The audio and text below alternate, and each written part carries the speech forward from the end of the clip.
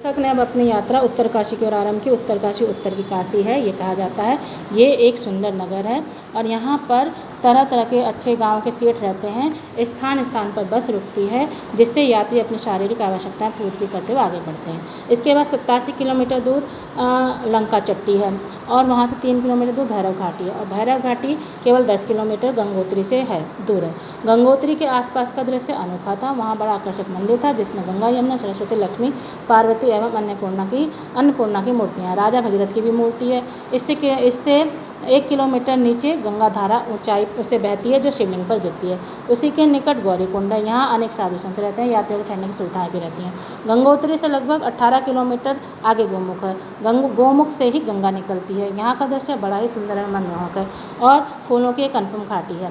गंगोत्री से लौटकर फिर हम पहुँचते हैं टेहरिया। वहाँ केदारनाथ से जाना था। यहाँ से लगभग 350 किलोमीटर दूर है।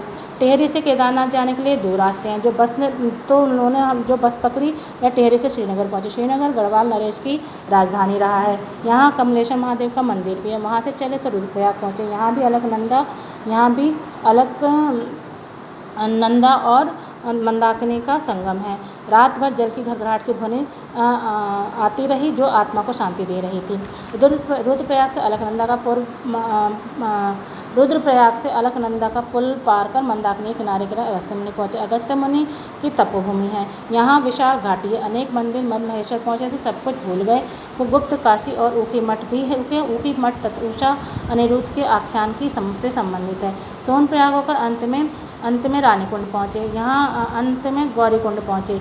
यहीं तक बस जा सकती है।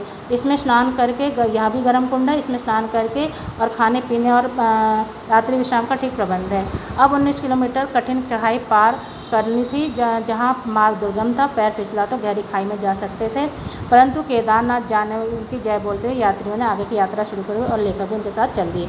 ऊपर बर्फीले बर्फ पर्वत, मंदिर में कलात्मक सुंदर, उनकी गोद में सुंदर मंदिर में चट्टान जैसा शिवलिंग, अंदर दीवार पर कुंती की और पांडवों की मूर्तियाँ थी। कहते हैं कि इस मंदिर का निर्माण पांडवों ने ही करवाया था और शंकराचार्य की समाधि भी यहीं है। बिना किसी भेदभाव के सभी तीर्थयात्री यहाँ पर श्रद्धापूर्वक दर्शन करते हैं। केदार घाटी बहुत ही आकर्षक है।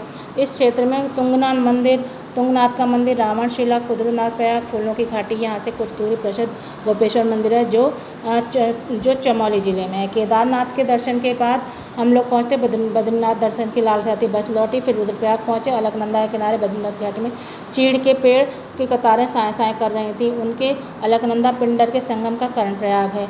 कभी वहाँ दानवीर कर्ण ने सूर्य की तपस्या की थी। कर्णप्रयाग नंदप्रयाग पहुँचे, जहाँ अलकनंदा एवं मंदाकिनी का संगम है।